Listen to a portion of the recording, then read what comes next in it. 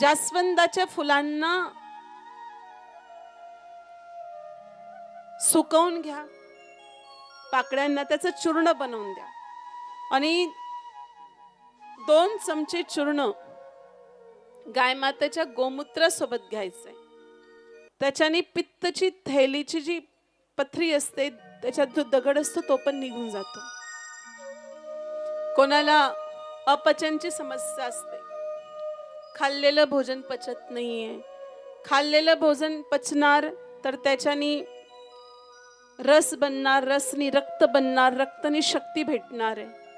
आणि खाल्लेलं भोजन अगर जर नाही पचलं तर खट्टी खट्टी डकारे येतात, ऍसिडिटी होते, डोळे जळतात, स्किन प्रॉब्लेम होते. त्याच्यासाठी जेवण केल्यानंतर 1 तासांनी 1 ग्लास गाय मातेच्या दुधाची छाछ, ताक प्यायला पाहिजे. कसं बनवता माहिती ना तुम्हाला?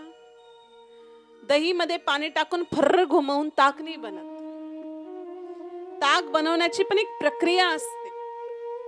दहीला चांगलं जमवून घ्या, मग त्याच्यानंतर जो काळ आहे त्याच्या विरुद्ध तासीरचं, जसं काही म्हणजे उन्हाळ्याचे दिवस तर एकदम थंड पाणी टाकावं लागेल, हिवाळ्याचे दिवस तर एकदम गरम पाणी त्याच्यात टाकावं लागेल आणि त्याला हाताने असं असं गोल गोल गोल गोल मथा, काय म्हणतात ते मराठीमध्ये, त्याच्यानंतर रहीने त्याला फिरवा. मग वरती वरती जे लोणी भेटेल त्याला काढून घ्या साईडला आणि खाली खाली जे वाचेल ते हे ताक. आणि ताकाची तर खूपच महिमा आहे.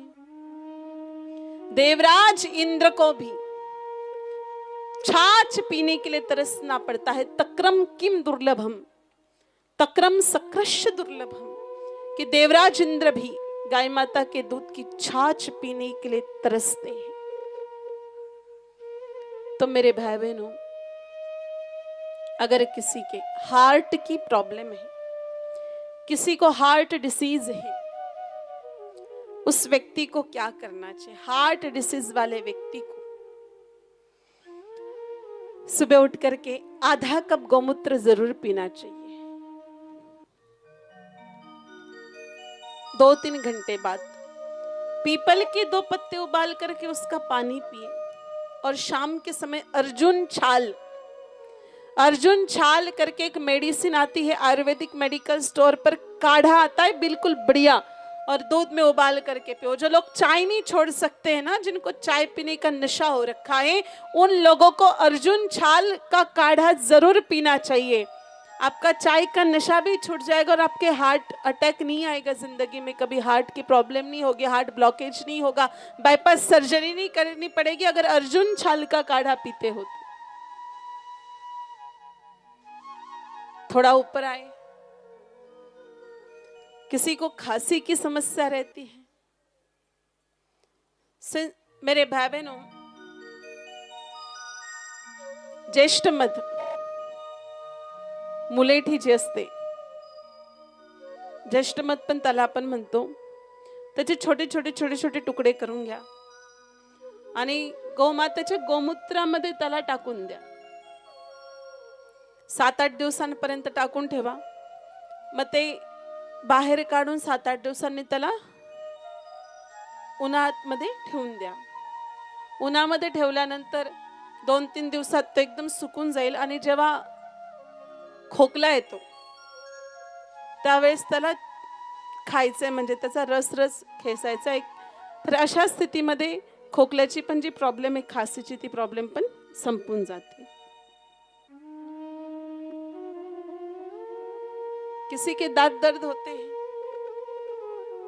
दातांची समस्या आहे, तर अशा लोकांनी गाय माताचे जे राख असते, गोबर की राख, उसको जला करके उससे अगर मंजन करते हैं तो उससे दांत भी निरोगी रहते हैं. कुछ लोगों की आंखों में बड़ी समस्या रहती है, आंखों की रोशनी कमजोर हो गई है, आंखों से कम दिखाई देता है. आधा बूंद गोमाता का घी और 1 बूंद शहद म्हणजे मध, आधा बूंद गोमाता का घी और 1 बूंद शहद, दोघांची मात्रा विषम पाहिजे. दोनों को मिला करके रात्रि को आंख में काजल की तरह लगाए, सुबह गौमूत्र से आंख धो ले, इससे आंखें बिल्कुल निरोगी हो जाती है. कोणाकोणाचं डोकं खूप दुखतं, डोकेदुखीची समस्या असते, सिरदर्द की समस्या होती है. किस किस को सिरदर्द की समस्या है, जरा हाथ ऊपर करो.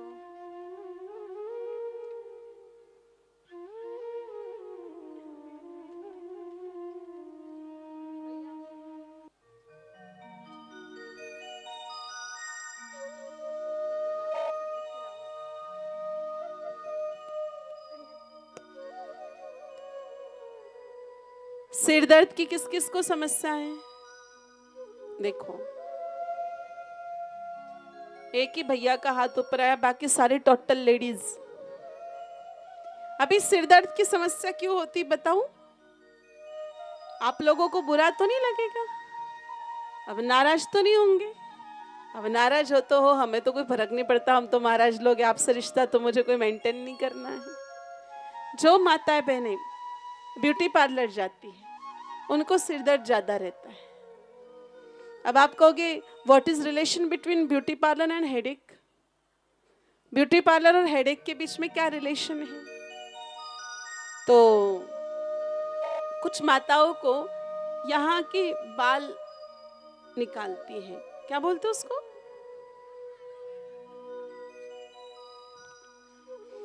और आजकल तो मैंने सुना है भाई लोग भी करते हैं.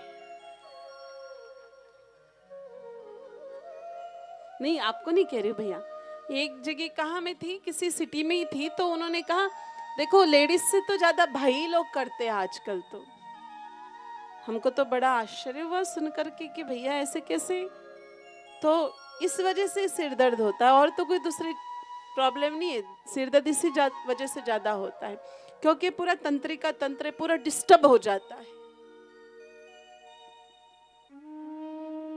फिर भी आप लोग कहोगे की भले ही सिर दर्द हो, भले ही डोकं दुखू द्या, पण आम्हाला ब्युटी पार्लर तर जायचंच, जावंच लागतं. आजकाल काय लग्न सराई जास्त चालू आहे ना. सिर दर्द की जिनको समस्या है वो क्या करे, 4 मिरे घेऊन घ्या, 4 काळी मिर्च, 5 तुळशी पत्र आणि अर्धा कप गोमूत्र, याला उकडून त्याचा काढा बनवून प्यायचा आहे. असं केल्याने डोकं दुखणं पण बंद होऊन जातं. थोडं वरती जाऊ, कोणाचे बाल जास्त गळतायत, केस जास्त गळतायत, केसांची प्रॉब्लेम आहे. आणि आजकाल तर जेवढा मार्केट केसांसाठी तेवढं कशासाठीच नाहीये.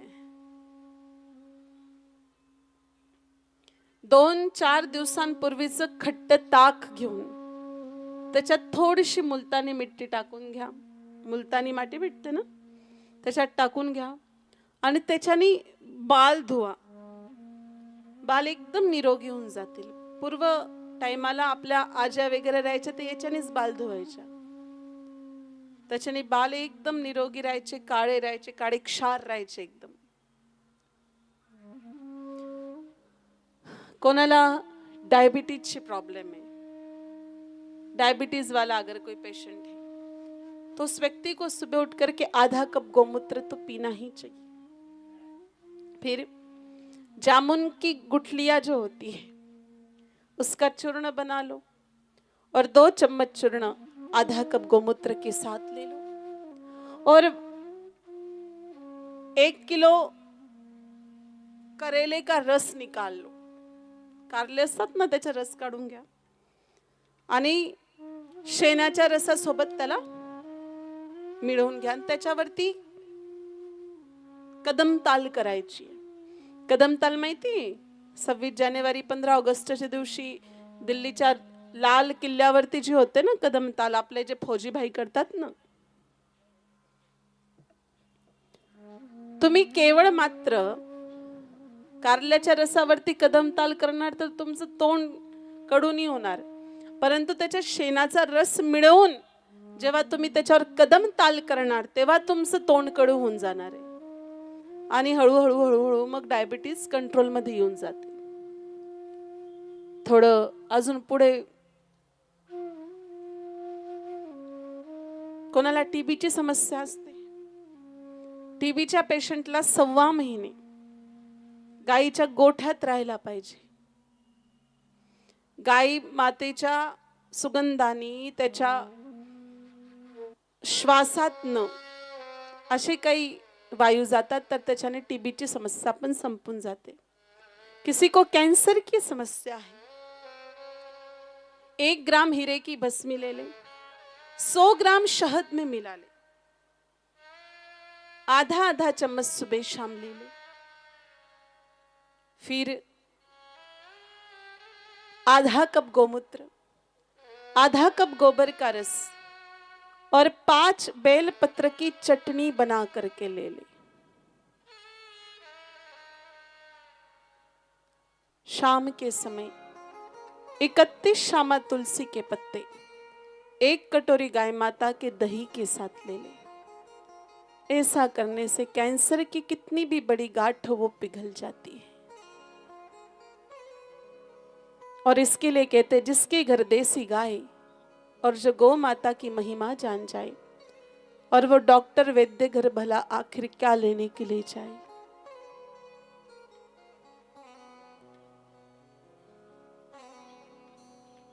तो सारी बीमारियां गौ माता के गौमूत्र से लगभग खत्म होती है. अब थोड़ा आगे बढ़ते हैं. आज हमारे पढ़ाई करने वाले बच्चे भी आए. कितने बच्चे आए जरा हाथ ऊपर करिए. अच्छा, अच्छी बात है. एक बार सभी प्रेम पूर्वक गौ माता का जयकारा लगाएंगे. बोलिए गैया मैया की जय हो, कृष्ण कन्हैया लाल की जय हो. तर विद्यार्थी मित्रांनो, मी मराठीत बोलू की हिंदीत बोलू? मराठीत बोलावं लागेल. थोडं हिंदी बोललं तर चालेल का? अच्छा,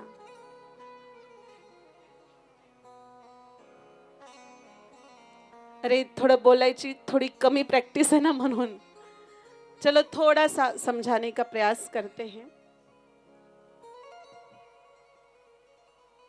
पढ़ाई करने वाले विद्यार्थी और गौ माता के बीच विशेष रिश्ता होता है.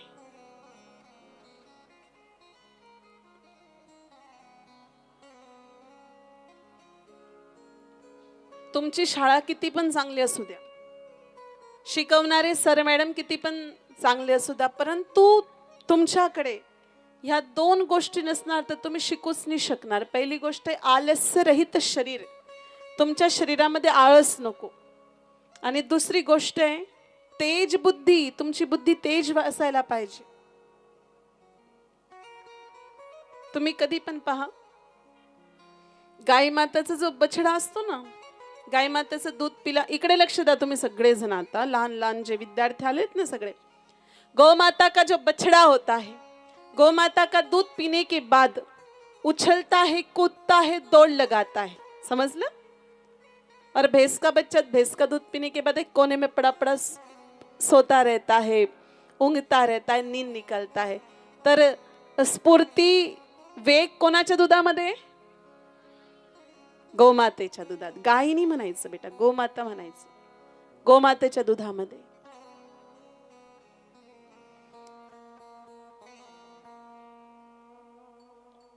म्हैस जी असते ना, ती कधी पण एका ठिकाणी बसून बसून मूत्रत्याग करून देते. त्याच्यातच शेपूट फिरून वॉशिंग बाथिंग आंघोळ बिंघोळ सगळं निपटवून देते. आणि गाय माता, गौ माता कधी पण आपल्या जागी उभं राहून शेपूटला सांभाळूनच मूत्रत्याग करते. तर ज्या म्हशीला मूत्रत्याग करण्यासाठी उठताना पण आळस येतो, तर सांगा अशा म्हशीचं दूध पिल्याने आपण आळशी बनू की नाही बनू? हा की ना? तुमच्या घरामध्ये 3 भाऊ बहीण आहेत. एकाला तुम्ही गौमातेचं दूध पाजा, एकाला म्हशीचं दूध पाजा आणि एकाला जर्सीचं दूध पाजा. ज्यांनी गौमातेचं दूध पिलंय ना सकाळी 5 वाजता बिना आवाज लावायचा उठून जातोय. ज्यांनी जर्सीचं दूध पिलं तो सकाळी 7 वाजेपर्यंत 7 आवाज लावून उठतो. आणि म्हशीचं दूध पिणारा 9 वाजेपर्यंत पडून पडून इकडे तिकडे इकडे तिकडे इकडे तिकडे बिछानातच पडलेला राहतो. तर दूध कोणाचं प्यायचंय?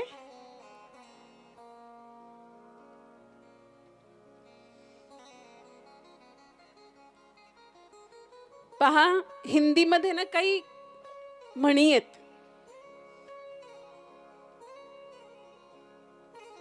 तसं तर हिंदीमध्ये जितक्या पण म्हणी बनलेल्या आहे ना सगळ्या मशीनच्या विरुद्ध बनलेल्या आहे.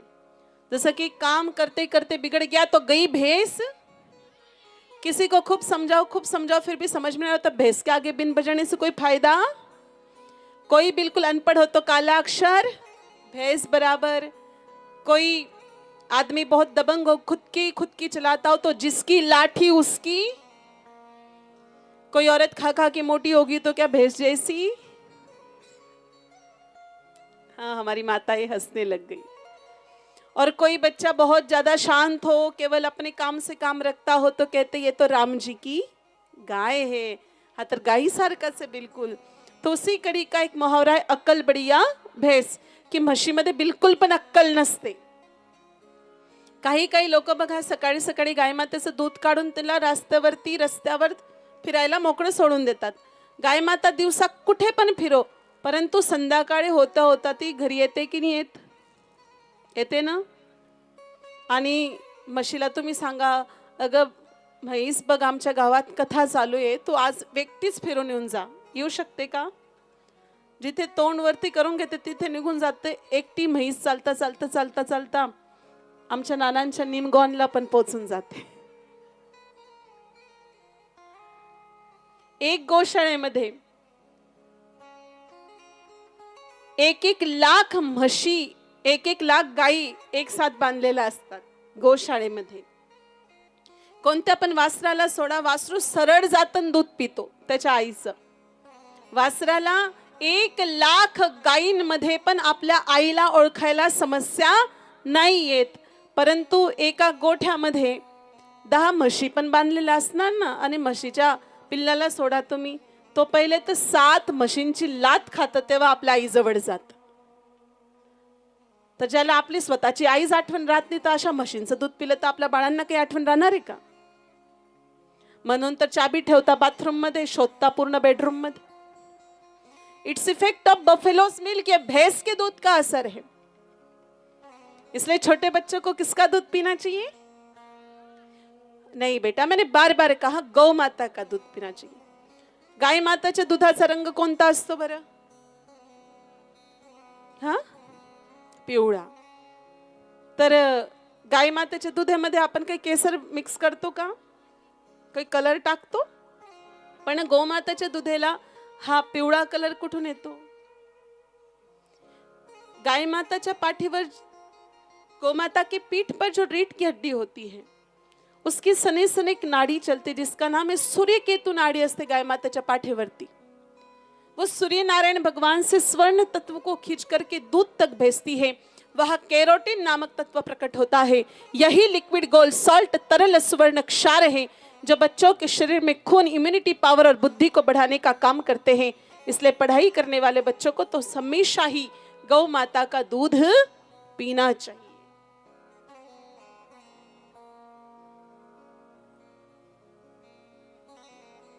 तुमच्यापैकी किती मुलांना चांगली नोकरी करायची, जरा हात वरती करा बरं.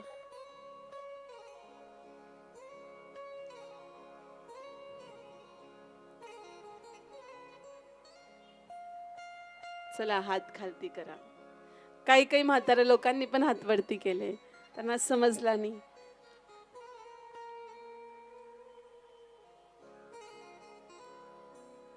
पहा, तुम्ही ना आपल्या मराठीतच उत्तर द्या, आपली खानदेशी भाषामध्ये. गाय मातेचा बछडा छोटा असतो तेव्हा त्याला काय म्हणतात? वासरू. थोडं मोठं झाल्यावर काय म्हणतात? आणि थोडं मोठं झाल्यावर पहिले ते वासरू होतं, मग गोरा झाला, मग बैल झाला. आणि म्हशीचं पिल्लू छोटं असतं तेव्हा त्याला काय म्हणतात? थोडा मोठं झालं की, आणि मरला तरी. म्हणजे गाईचा जो बछडा असतो तो छोटा असला तर पिल्लू त्याला आपण वासरू म्हणतो, थोडं मोठं झाल्यावर गोरा म्हणतो, आणि खूप मोठं झाल्यावर बैल म्हणतो. त्याची उन्नती झाली, प्रोग्रेस झाली, प्रगती झाली. कितीदा झाली? 3दा झाली.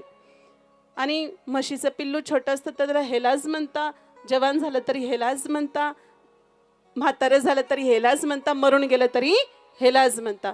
म्हणजे जो गौमाताचं दूध पिल तो वासरू गोरा आणि बैल म्हणून उन्नती करून घेईल, आणि म्हशीचा दूध पिणारा हेलाज राहून जाईल. म्हणून दूध कोणाचं प्यायला पाहिजे? बोलो गौ माता की. ये तो हो गई समझाने की बात, परंतु पढ़ाई करने वाले बच्चे ऐसा क्या करें कि पढ़ते उनको याद हो जाए, बार बार रटना नहीं पड़े. देखो हम तो ये आपको इसलिए समझा रहे क्योंकि आपको समझ में आ जाए, लेकिन वास्तव में पढ़ाई करने वाले बच्चों को ऐसा क्या करना चाहिए कि उनको पढ़ते ही सब कुछ समझ में आ जाए, बार बार किताब कॉपी लेके रटना नहीं पड़े, इधर उधर दौड़ना नहीं पड़े, ट्यूशन नहीं जाना पड़े, कोचिंग नहीं जाना पड़े, और सर मैडम डांटे भी नहीं, मम्मी पापा डांटे भी नहीं, और जल्दी से जल्दी एकदम इमीडिएटली याद हो जाए. बस 3 बार में ही पढ़ाई करने वाले बच्चों को याद रह सकता है, मात्र 3 बार में. बार बार रिवीजन करने की जरूरत नहीं है. जो बच्चा सुबह उठ करके ब्रह्म मुहूर्त में पढ़ाई करे, फिर नहा धो करके 1 लोटा जल सूर्य भगवान को चढ़ाए, क्योंकि सूर्य नारायण भगवान बुद्धि के देवता है. पढ़ाई करने वाले बच्चों को 1 लोटा जल सूर्य भगवान को चढ़ाना ही चाहिए. फिर मंत्र बोले, आदि देव नमस्तुभ्यम, प्रसिद्ध मम भास्कर, दिवाकराय नमस्तुभ्यम, प्रभाकराय नमस्तुते. इतना बड़ा मंत्र याद नहीं रहता तो बच्चों ओम सूर्याय नमः बोल दो. फिर गौ माता की 7 परिक्रमा करो. एक चौपाई बोलो 11 बार. गुरु ग्रह गए हो पढ़न रघुराई, अल्पकाल विद्या सबाई.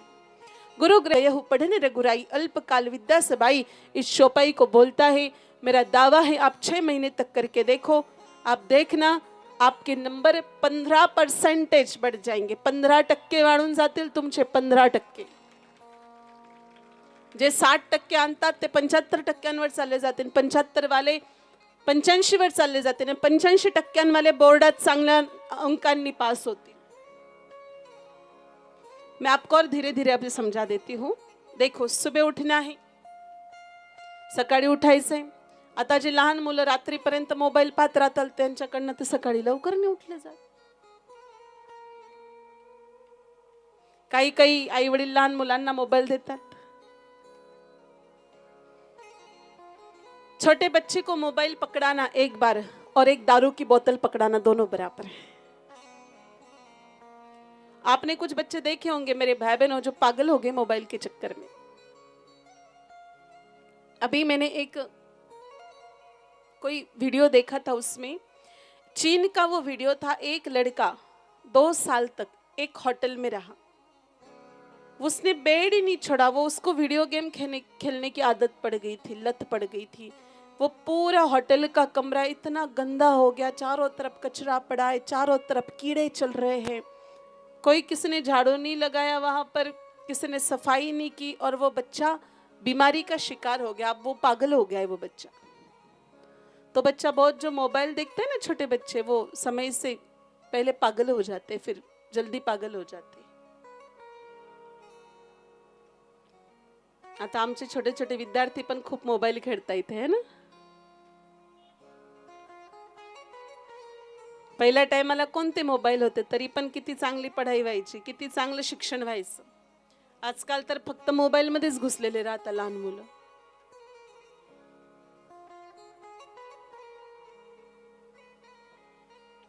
तर विद्यार्थीला सकाळी लवकर उठायला पाहिजे, आणि सकाळी लवकर उठून तेव्हा थोडंसं तोंड वगैरे धुवून अभ्यासाला बसून जा. 2 तास अभ्यास करून मग आंघोळ करून 1 लोटा 1 तांब्या सूर्यनारायण भगवानला पाणी चढवा. मग गोमातेजवळ या, गोमाताची 7 परिक्रमा करा. गुरु ग्रह गय हो पढन रघुराई, अल्पकाल विद्या सबाई ही चोपाई म्हणा. आणि रात्री झोपताना गोमाताचं दूध पिऊन झोपा. दूध डेअरीचं नको आहे, म्हशीचं नको, बाजाराचं नको, सिंथेटिक नको, देशी गाईचं दूध पाहिजे.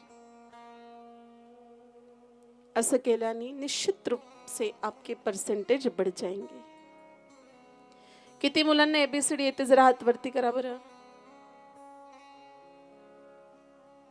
ए for, B for, C for, D for. क्यों बच्चों? सी फॉर काउ भी तो हो सकता था. बोलो हो सकता था कि नहीं हो सकता था? फिर एक cat dog, cat dog, cat dog क्या है? कुत्ता बिल्ली, कुत्ता बिल्ली, कुत्ता बिल्ली, कुतरा मांजर, मांजर कुतरा, मांजर कुतरा. जब हम छोटे थे, हमारे स्कूल से पढ़ाते थे, आमच्या शाळेत शिकवायचे ग वर्ण गाय. आजकाल सगळ्या शाळांमध्ये शिकवता ग वर्ण गाढव. म्हणून लहान लहान मुलांची पण स्थिती गाढवासारखी होऊन गेली पा.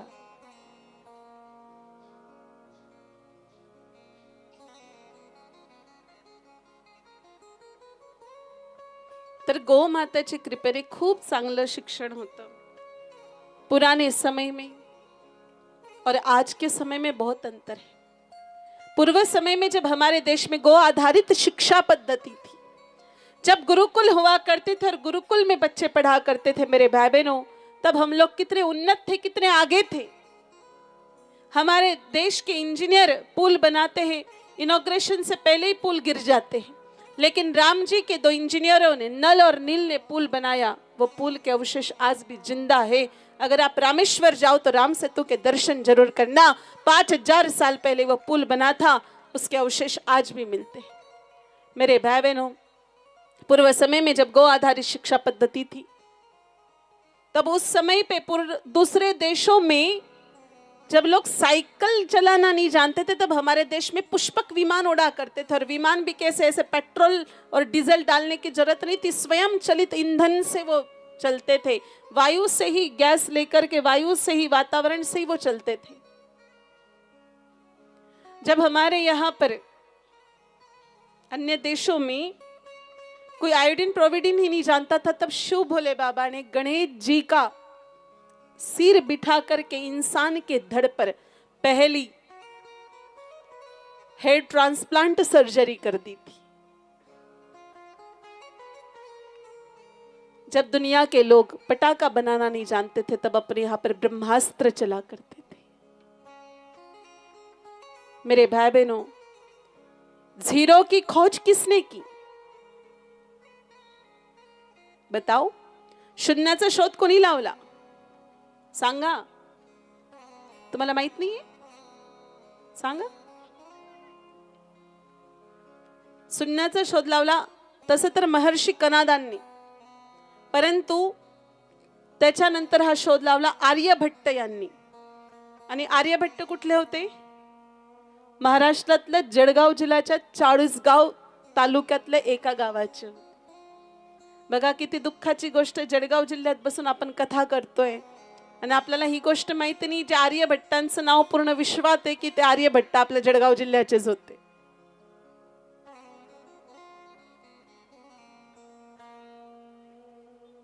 शून्याचा शोध आर्यभट्ट यांनी लावला होता. इसलिए कहा है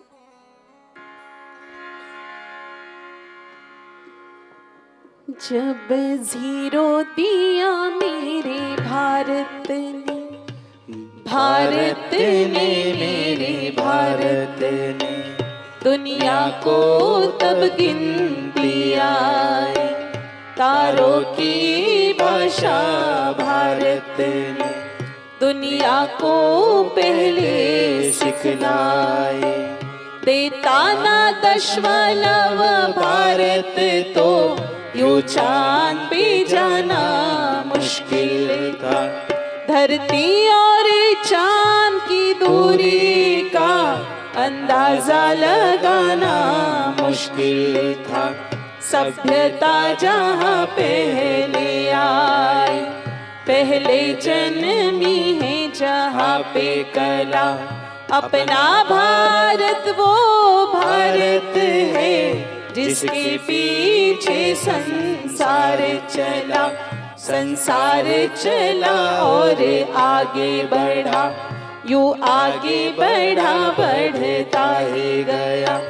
भगवान करे और बढ़े, बढ़ता ही रहे और फूले फले, बढ़ता ही रहे और फूले फले, बढ़ता ही रहे और फूले फले। बोलिए भारत माता की जय हो। तो इस प्रकार से भाई गो आधारित शिक्षा पद्धति का बड़ा महत्व है। विद्यार्थी पढ़े लेकिन अपने जीवन में गौ माता भी साथ में रखे। अब थोड़ा आगे बढ़े मेरे भाई बहनों, हम आगे कथा में बढ़े उसके पूर्व में, क्योंकि हम सब लोग गौ माता की कथा सुन रहे हैं, तो गौ माता की कथा के साथ साथ हमें गौ माता की व्यथा भी सुननी बहुत जरूरी है। आइए हम सब लोग एक बार गौ माता की जयकारा लगाए, फिर कथा में प्रवेश करें। बोलिए गैया मैया की जय हो। सबसे पहले, क्योंकि आप सब लोग गौ माता से जुड़े हुए हैं,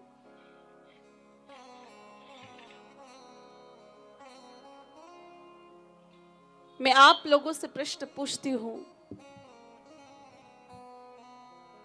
अभी कुछ दिनों बाद 26 जनवरी आने वाला है, गणतंत्र दिवस है। तो एक बात बताओ, देश को आजादी किसने दिलाई? बोलो, देश को आजादी किसने दिलाई?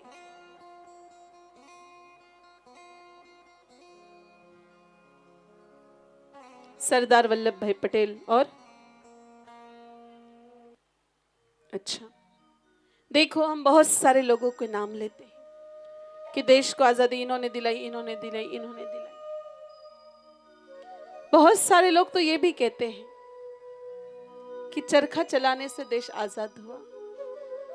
लेकिन मेरे भाई बहनों, केवल चरखा चलाने से देश आजाद होता तो भगत सिंह को फांसी पर क्यों लटकना पड़ता? केवल चरखा चलाने से देश आजाद होता तो जिन क्रांतिवीरों ने अपने सीने पर गोलियां झेली, उनको गोलियों को झेलने की क्या जरूरत थी? बहुत सारे लोग कहते हैं, दे दी तूने आजादी बिना खड़क बिना ढाल, साबरमती के संत तूने कर दिया कमाल। तो ये सरासर अपमान है मेरे भाई बहनों उन लोगों का जिन्होंने भारत माता की रक्षा के लिए अपना संपूर्ण जीवन बलिदान कर दिया।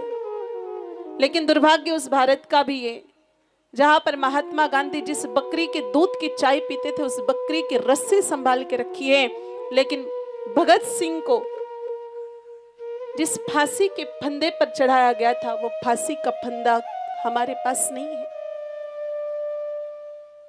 हम लोग केवल दिखावे में रह गए मेरे भाई बहनों। देश को आजादी जिन जिन लोगों के आप नाम ले रहे हो, उन्होंने नहीं दिलाई। ये तो आजादी के महल की केवल वो शो पीस है। लेकिन रीढ़ की हड्डी, नींव की ईंट कोई और है, जिसका नाम है मंगल पांडे। मंगल पांडे जाति से ब्राह्मण थे।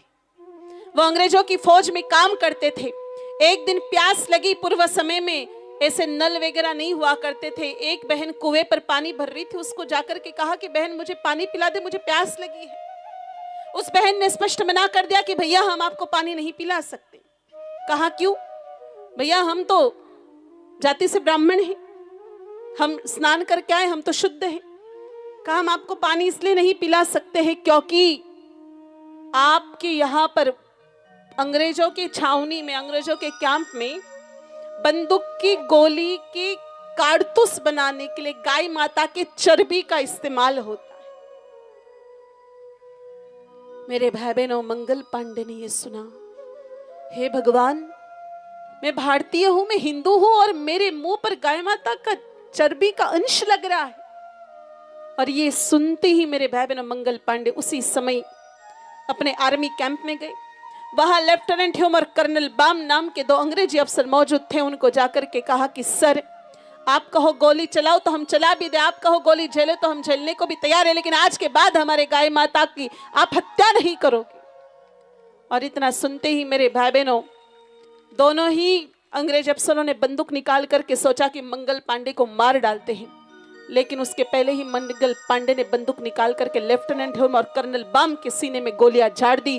और उसी दिन से शुरू हुआ 1857 की क्रांति का उठाव, जो बच्चों ने पढ़ा होगा, जो आगे जाकर के देश को आजाद करने के लिए काम आया। लेकिन इस आजाद भारत में हमारी गौ माता ने क्या पाया?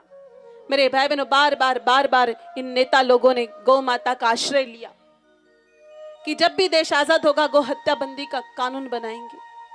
1945 में 2 गुजराती आए, सरदार वल्लभ भाई पटेल और मोहनदास करमचंद गांधी, और इन लोगों ने आकर के हिंदू लोगों को फिर एक प्रलोभन दिया, क्योंकि अंग्रेजों को हमारे देश में राज करते हुए 200 साल हो गए थे और किसी भी व्यक्ति को अंग्रेजों से कोई तकलीफ नहीं थी, वो तो हम जैसे ही रहने लग गए थे।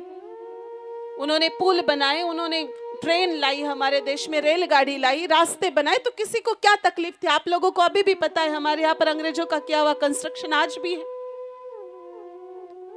उन लोगों ने सोचा अगर अंग्रेजों को देश से भगाना है तो कोई धार्मिक मुद्दा लाना पड़ेगा, और 1945 में इन लोगों ने गौ माता की हत्या का नाम लिया कि अंग्रेज गौ हत्या करते हैं। अंग्रेज सारे काम अच्छे कर रहे थे, लेकिन एक काम बुरा कर रहे थे। उन्होंने 300 कत्ल खाने खोल दिए थे उस समय, और गौ माता का मांस वो ब्रिटेन में भेजते थे। उस बात से सारे हिंदुओं को इकट्ठा किया। 1945 में ये बात शुरू हुई और 1947 में जाकर के 15 अगस्त 1947 को देश आजाद हुआ। सरदार वल्लभ भाई पटेल और मोहनदास करमचंद गांधी ने जगह जगह जाकर के कहा देश आजाद होते ही गो हत्या बंदी का प्रथम कानून बनाएंगे। 1950 तक 1950 पर्यंत इंतजार किया कि अब गो हत्या बंदी का कानून बनेगा, गो हत्या बंदी का कानून बनेगा, लेकिन ऐसा कोई कानून हमारे देश में नहीं बना। 1950 के बाद मेरे भाई बहनों बहुत सारी सरकारें आई, बहुत सारे लोगों को कुर्सी पर बैठने का मौका मिला, लेकिन तब भी कोई काम नहीं हुआ। और जब देश आजाद हुआ तो 82 करोड़ गोवंश, कितना गोवंश था हमारे पास, 82 करोड़। आज केवल कट कुटा करके मात्र 9 से 10 करोड़ गोवंश हमारे देश में बचा है। एनिमल हस्बेंड्री के आंकड़े 18 से 19 करोड़ बताते, उसमें से 9-10 करोड़ तो वो जर्सियां है जिनका कोई महत्व नहीं है, जो गाय है ही नहीं। मेरे भाई बहनों, इसी रफ्तार से गौ माता कटती रही तो एक दिन हमारे देश में गाय माता नाम का कोई जीव हमें नजर नहीं आएगा। मेरे भाई बहनों, अरे हमारे देश में, भारत में, जहां पर एक फिल्म स्टार हिरण को गोली मारता है और हिरण की हत्या करता है, तो पिछले कितने सालों से वो केवल अपनी शूटिंग से घर से शूटिंग, कुछ जाति विशेष के लोगों ने ऐसा खौफ पैदा कर रखा है मेरे भाई बहनों, बिश्नोई समाज के लोगों ने, कि वो खुलेआम घूम भी नहीं सकता। उसको पता है मैं खुलेआम घूमूं तो मुझे गोली मार करके लोग मार डालेंगे, क्योंकि मैंने हिरण को मारा था। लेकिन जिस हिंदुस्तान में एक हिरण के मारने पर कोई फिल्म स्टार को भी अपने घर में बंदी बन करके रहना पड़ता है, उसी हिंदुस्तान में रोज 80,000 की संख्या में, उससे अधिक संख्या में गाय माता काटी जाती है और ये कसाई खुलेआम घूमते हैं। मेरे भाई बहनों, जब एक जाति एक हिरण के नाम पर इकट्ठा हो सकती है तो पूरा हिंदू धर्म के समाज के लोग, सनातनी लोग 80,000 गाय माताओं के नाम पर इकट्ठा क्यों नहीं हो सकते?